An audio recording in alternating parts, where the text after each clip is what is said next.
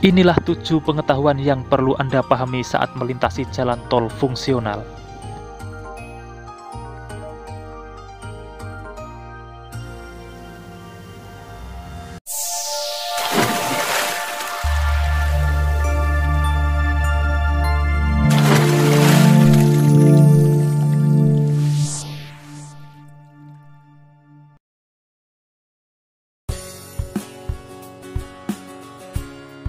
Assalamualaikum semuanya.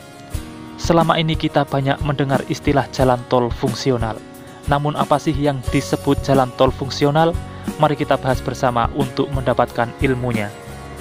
Sebelum berlanjut ke pembahasan, dukung selalu channel ini untuk terus berkembang dengan cara subscribe dan nyalakan loncengnya.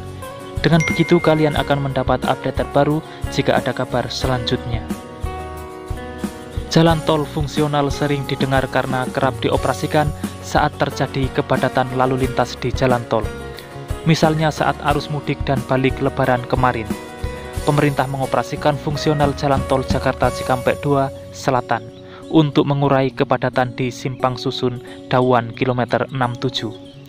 Dari laman sumber BPJT, jalan tol fungsional merupakan jalan bebas hambatan darurat yang dibuka secara sementara untuk mendukung kelancaran lalu lintas saat-saat tertentu dengan melihat kondisi dan pelaksanaannya di lapangan.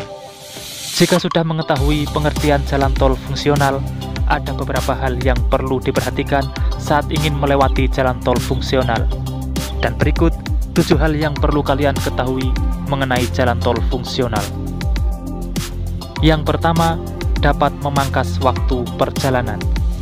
Jalan tol fungsional merupakan jalur bebas hambatan yang dibangunkan secara darurat, tapi dapat dilalui para pengendara untuk sampai wilayah tertentu dengan waktu tempuh yang lumayan memangkas waktu perjalanan. Yang kedua, gratis. Berbeda dengan jalan tol pada umumnya, pengendara yang ingin menggunakan jalan tol fungsional tidak dikenakan tarif alias gratis. Pengendara hanya perlu melakukan tapping pembayaran di gerbang tol jika disiapkan saat memasuki dan keluar dari jalan tol tersebut. Yang ketiga, kondisi jalan belum sempurna. Jalan tol fungsional ini biasanya masih dalam proses pengerjaan konstruksi sehingga secara teknis belum memenuhi persyaratan sebagai jalan tol di beberapa bagian.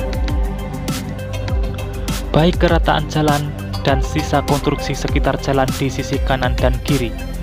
Namun tetap diupayakan keamanan pengendara khususnya pada kesiapan perambuan. Kondisi jalan juga diperhatikan agar pengendara dapat merasakan kenyamanan saat melintasinya. Yang keempat, beberapa dilengkapi rest area.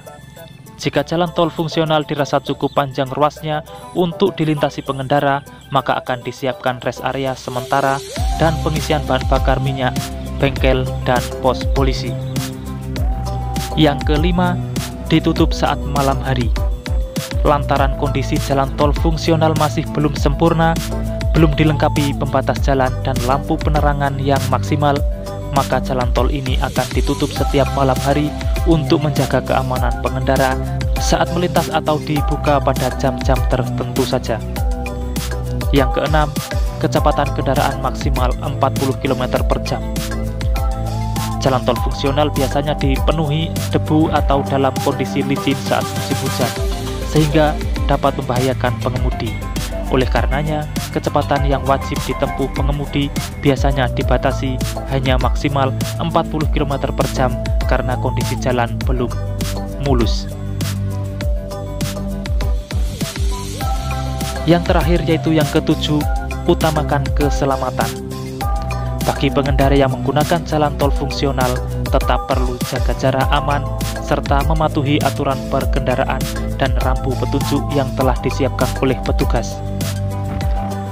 Itulah sedikit pemahaman mengenai jalan tol fungsional yang sering dibuka pemerintah dengan kondisi tertentu saja.